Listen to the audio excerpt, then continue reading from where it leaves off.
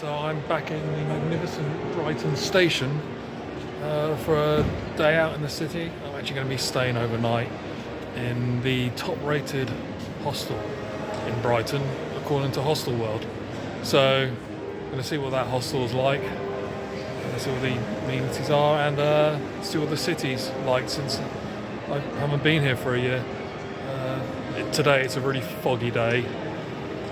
Can't see anything really, barely see the train station as we approached, but hopefully it'll clear up later.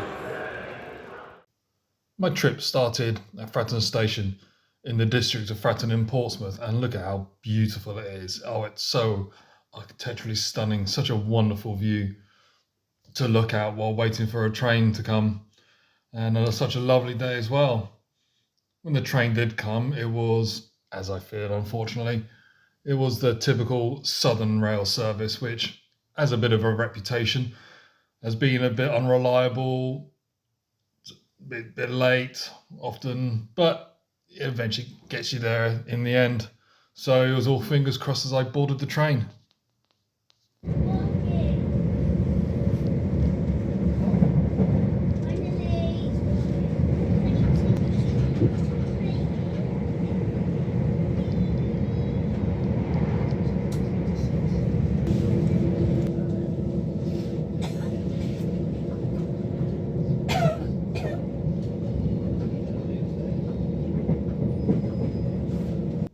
After spending an hour and 15 minutes travelling the Sussex countryside along the coast, we pulled into Brighton station to begin this really nice weekend.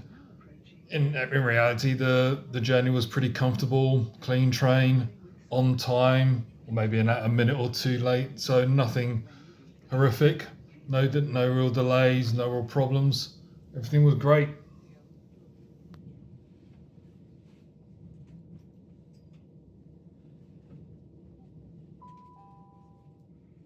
Good morning, folks. Now coming into Brighton. Passengers requiring services to Hastings and Stevenage next service is at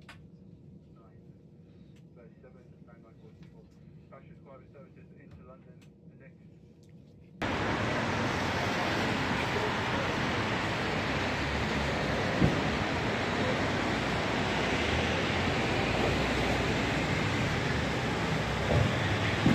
There were plenty of taxis at the train station, but I decided to walk. It was only about half an hour, and it's a pretty easy route. Straight out the front of the station, down the hill and along Queen's Road to a clock tower, take a right at Waterstones, and along Western Road. It's a big, busy shopping street in the city centre, so there's plenty of window shopping to do. And it's literally just straight down the road into Hove. And then after half an hour, there's a left and it's Waterloo Street, and that's it. Along the way, there's an eclectic mix of big chains and local independents. A lot of really interesting things to window shop in. One of my favourites is the Taj grocery store. Fantastic little supermarket if you want to get any kind of international ingredients for any sort of fancy cooking you're doing. But eventually got to Waterloo Street and to the Seadragon hostel. It's right on the corner, and it's incredibly easy to find. So the Seadragon is currently the best rated backpackers hostel in Brighton according to Hostel World, with a 9.6 star rating. It's housed in a elegant Victorian terraced house on about 4 floors with a basement, and it has all the usual amenities you'd expect from a hostel. So reception was small, but it was warm and friendly and very pleasantly decorated. But the most important thing, obviously, in a hostel is the room. I was booked into a 4-bed mixed dormitory. Obviously, bunk beds all the time. It was small, it was comfortable, it was warm, it was clean. The beds were sturdy, the mattresses were long, wide and thick, which is especially important for someone like me, 6 foot tall and weighs over 100 kilograms. So the linen was also fresh and new as well, and there was obviously storage space for valuables too.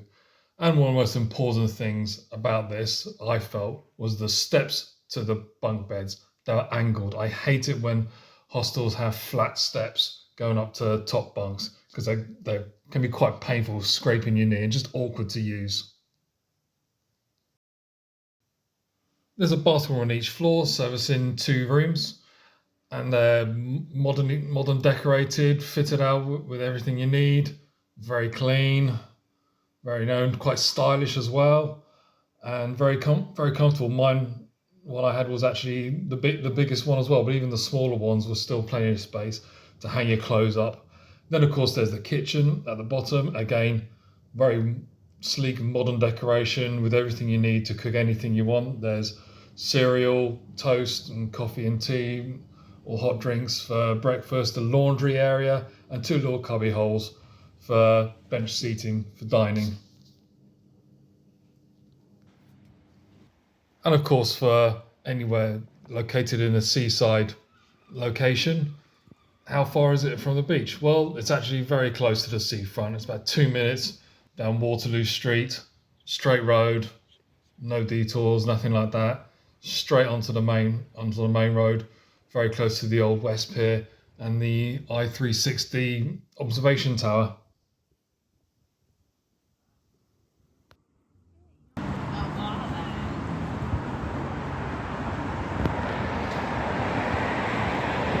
While not being in either Hove Town Centre or Brighton City Centre, there's still plenty of really interesting bars and cafes and restaurants to visit to keep you entertained for a good weekend.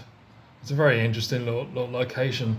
It's very well placed, and I think the rating it gets on from previous guests on Hostel World is actually quite well deserved. Clean, safe, and in a great location, and really good value for money. £21 for the weekend.